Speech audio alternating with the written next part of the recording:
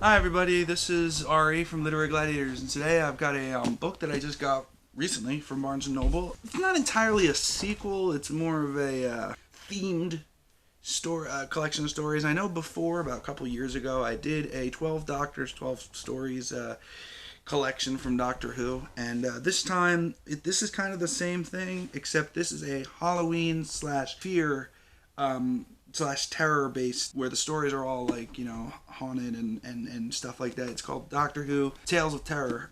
This was released because the second Doctor story, Fury from the Deep, was supposed to be coming out this year before COVID hit, with an animated, and they wanted to advertise it with these stories, but stories still came out because they're in books. So yes, these are all scary stories or dark stories, and they're very similar in style, and even some of the writers are the same from 12 Doctors, 12 Stories. I have not read all the stories yet, but I've read enough of them that I can kind of tell you a little bit about my favorite ones. I think the second Doctor story, the second Doctor, usually played by Patrick Troughton. The story is called Something at the Door by Mike Tucker. Mike Tucker he's written a bunch of stories for different modern Doctors. He wrote an interesting story called Snow Globe 7. So when I saw that he was writing for this, I was very interested, and I wanted to read it. It's a story featuring the second Doctor and his companions, Ben, Polly, and Jamie. And basically, it's all about Ouija boards and, you know, stuff in the time vortex. And, you know, eventually this monster comes and takes over Jamie and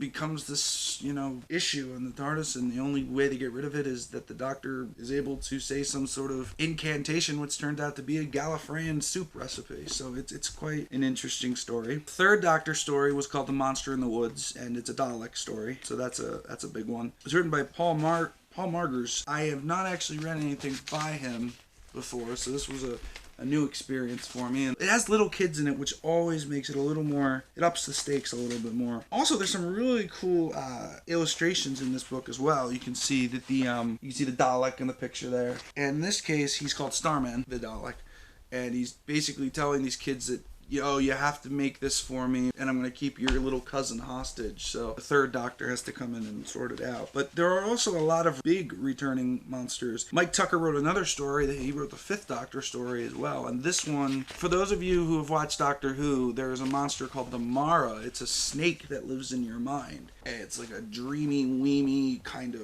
thingy, and, you know, they actually return it in this story at a party on a space station. Doctor's companion Tegan is always infected by this Mara thing. It's happened a couple of times, and this is the third time that it has happened. That was an interesting story as well. If I had to pick one other story that I really, really liked, Patchwork Pirot by Scott Hancock. And this is a Ninth Doctor story, which the Ninth Doctor had such a brief tenure on TV, so it's nice to know that, you know, he had a story. You know, he never had a Cyberman story. This particular story does include the Cybermen in it, so it's nice to see the Ninth Doctor against the Cybermen, but also it's kind of sad because it's kind of a love story as well. It's quite interesting. But anyway, I would definitely, if you're a Doctor Who fan, I would definitely recommend this book.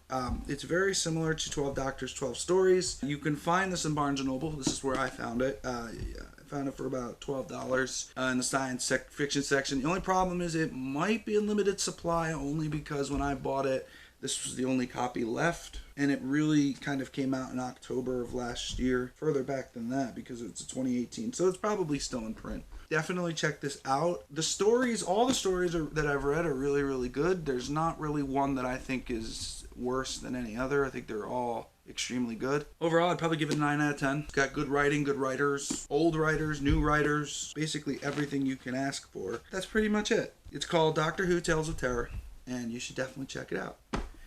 Keep reading, guys.